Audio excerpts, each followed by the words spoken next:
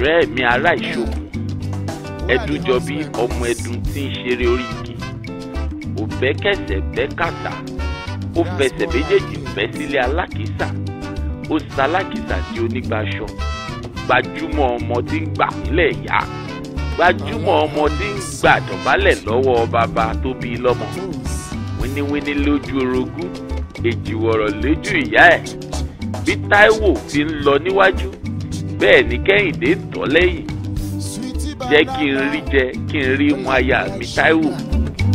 When you love me, you dey kill me softly. Your touch is amazing each time, but I have to tell you this time, I never know say love go feel sweet like this.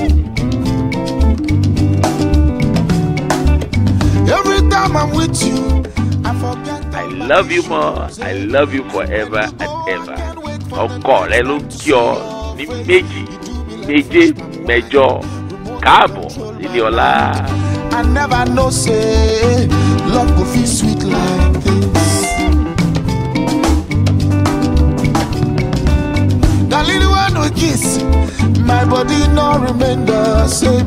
You take me to heaven, bring me back every time you call my name. You humble and kind, someone like you is so hard to find it. I never know say love could feel sweet like this. I never know say love could feel sweet like this. I never know say